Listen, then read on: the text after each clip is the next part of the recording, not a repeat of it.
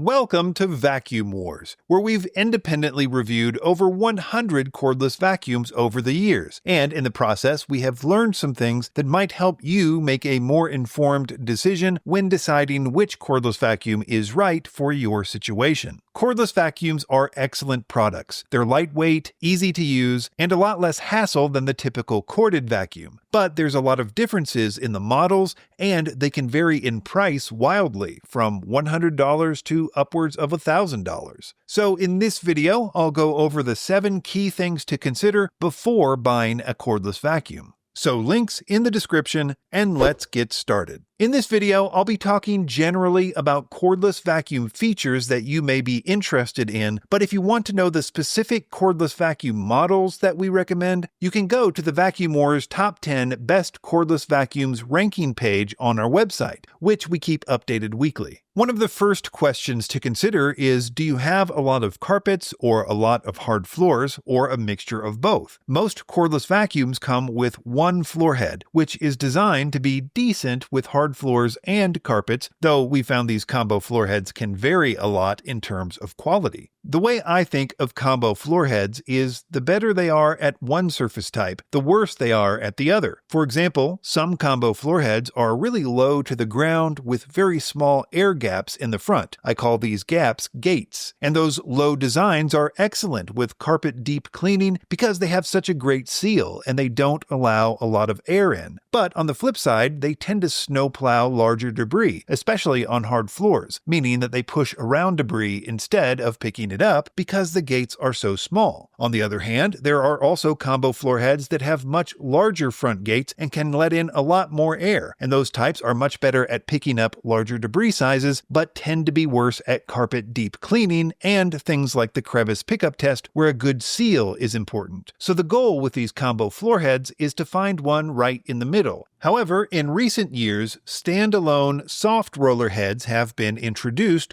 which are amazing for hard floors, but can't be used for carpets. On hard floors, they are able to pick up pretty much any size of debris, but they're also great for super fine debris like dust. They also pick up hair of all types like magic and without getting tangles, and they create an amazingly good seal on floors, so they're also good for things like the crevice pickup test. So there really is no better type of floor head for hard floors, but again, they are exclusively for hard floors. The way a lot of manufacturers have solved this is by including 2 heads in the package. One combo head that can be used for either hard floors or carpets, and one soft roller, which is just for hard floors. This is a decent solution, but it does mean that you have to change the floor head from the soft roller to the combo roller every time you want to vacuum a rug or carpets, which quite frankly is not very practical. A more recent solution to this has been the Duo Clean heads that Shark first introduced, which is a soft roller up front and a traditional roller in the back, and many manufacturers have their own versions of this these days. The only downsides of dual rollers are that they tend to be more expensive and a little heavier, and you do have to pop out the front roller and clean behind it regularly because it tends to accumulate debris. But once you vacuum with a dual roller, it's hard to go back to a combo roller. And as of the time of writing this, about 5 of the vacuums on our top 10 list have dual rollers. The second thing you'll need to consider when buying a cordless vacuum is battery life. Cordless vacuum manufacturers typically state their battery life in the product listing, but keep in mind they almost always are referring to the lowest power setting with those numbers. Official battery life numbers can range anywhere from 60 or 70 minutes on low power to about 20 minutes for the cheaper ones, but the average is about 44 minutes of the ones we have tested.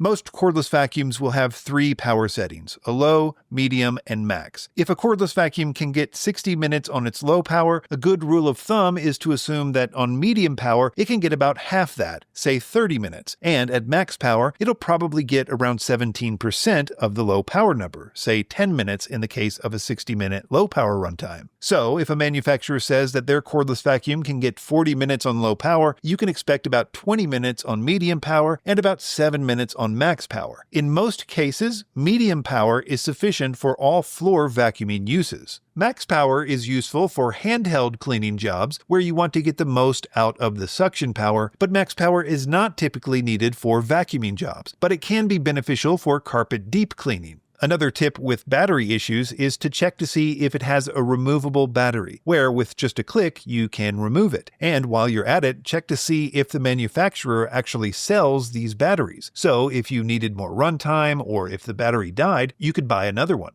One of the biggest battery life boosting features that's come out recently is auto suction adjustment. This is when a vacuum can sense whether you're vacuuming hard floors or carpets, or sometimes can even sense if you're vacuuming a lot of debris or not, in which case it will boost the suction automatically. This optimizes battery life and performance and gives you just a little bit more battery efficiency. Another battery-related feature I like is real-time battery life display. This is usually an LED screen on the back that shows the actual number of minutes or percentage of battery life that's remaining, and the expensive ones will change that number depending on which attachment you're using or what power level you're using. So it's a dynamic real-time number that I find to be worth the extra cost. The third feature you should look for that you might not think of is filtration. When I first started testing cordless vacuums, pretty much all but the most expensive ones had really bad filtration, meaning that a pretty good amount of microscopic particles that you were vacuuming up were just getting expelled back into the air, which is obviously not great. And just because a vacuum has a HEPA filter is not enough to solve this problem. It also needs to have a good seal so that it traps all the air in the vacuum and forces the air to go through the HEPA filter. Most manufacturers will explicitly say if the product has this or not. They'll call it complete seal filtration or something in the product description. Thankfully, these days this feature has been showing up on even cheaper cordless vacuums, but if you're looking for anything under $200, it's probably not going to have it. Currently, all 10 of the cordless vacuums on our top 10 list have sealed HEPA filtration, even our budget pick at the bottom. The next thing to consider when buying a cordless vacuum is handle weight. If you're buying a cordless vacuum, you probably are doing it because you don't want to lug around a big vacuum anymore. But the problem is the bigger the battery and the bigger the bin, the larger the handle is. And all of the weight of a cordless vacuum is felt in the handle, and it can actually be more tiring than an upright vacuum in some cases if the handle is too heavy. In some cases, I think it's better to sacrifice a little battery life for lower handle weight, especially if you have a smaller space and won't use all the battery life anyway. Having a smaller handle is also helpful when doing above floor cleaning jobs because quite frankly, a lot of these longer handles to me don't even make sense in handheld mode. They're just too awkward and you can't get good precise articulation of your wrists like for dusting jobs. Unfortunately, there's no good way to judge the handle weight from the manufacturer's specs, but they do often list the weight of the product as a whole and you can gauge how heavy or light it is that way.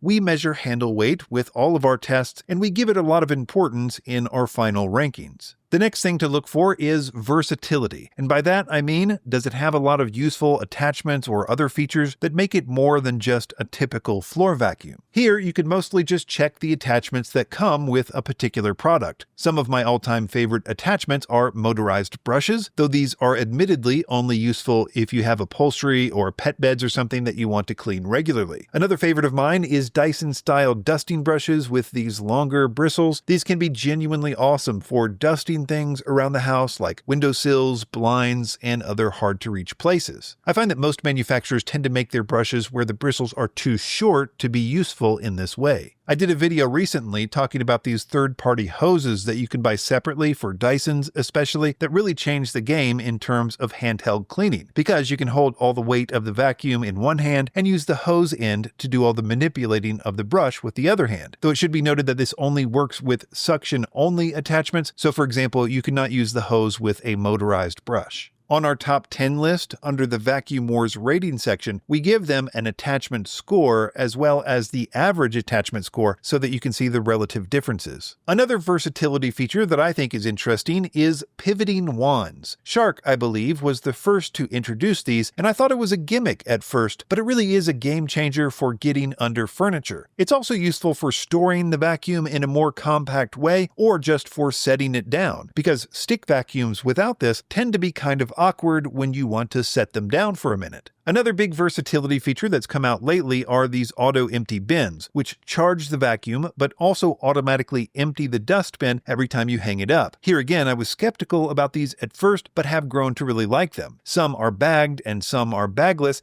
and they can almost look like a piece of furniture and are genuinely useful. The next thing to consider is performance metrics. These are things like suction and airflow. In the vacuum world, manufacturers love to talk about suction. It's kind of an arms race to see who can claim the most suction power, though I'm not sure that matters all that much anymore. Don't get me wrong, it's important for them to have enough power, but they don't need to have all that much. And the manufacturer's stated suction numbers on cordless vacuums are less than useful. Much more important are the mechanics of the floor head and the agitation of the brush in terms of actual vacuuming performance. At Vacuum Wars, we test a lot of these things: sealed suction, airflow at the head and the hose, as well as unsealed suction, also known as usable suction at the head. But we also consider more practical performance tests, such as the carpet deep clean test, because a lot of things have to mechanically work well together in order for these to be good at cleaning up deeply embedded debris like sand in carpets. Generally speaking, cordless vacuums are not as good as corded vacuums at this test. For example, the average carpet deep clean score for a cordless vacuum in the over 100 tests that we've done is 93%, whereas the average for corded vacuums in the same test is about 98%. As a rule of thumb, the cheaper the vacuum is, the worse it's going to be at this test, but there are a few exceptions. Another consideration is all about pet hair. A lot of people ask which cordless vacuum is the best for pet hair, and whether you have cats or dogs, there are a few things to look out for. A new feature that's come out in recent years is active hair removal, which means that the main brush has little plastic combs in the housing which removes hair as you vacuum. As far as actually picking up the hair, I would say that the soft rollers and duo clean rollers that I mentioned earlier are the best here. They almost magically pick up hair. I used to say that to touch it is to vacuum it when it comes to hair and these soft rollers. But combo rollers do good with hair too. In fact, in general, there really isn't that much of a problem with cordless vacuums being able to pick up pet hair. Bin size can be an issue here, although I've never considered it a major issue myself. I've always just assumed that if I had a lot of hair to pick up, I would just empty the bin more often. One bonus point I'll mention is that maintenance is an often overlooked but very important part of the vacuuming experience, especially if you're going to invest in a high-quality vacuum. You really should put an alert or reminder on your phone to clean the filters, look for clogs, clean the bin, and in the case of duo clean rollers that I mentioned earlier, pop out that front roller and clean behind it once a month. In that way, you'll make the vacuum last longer and optimize its performance. Links in the description to the Vacuum Wars Top 10 Best Cordless Vacuum Rankings on our website, which we keep updated every week, and be sure to subscribe to Vacuum Wars before you leave. Thanks for watching. All of the links in the description are updated regularly to reflect our current favorite vacuums in multiple categories. You'll also find links to the Vacuum Wars website in the description, where we have more detailed lists of our favorite products, like our new Top 20 Robot Vacuums list, which is updated weekly.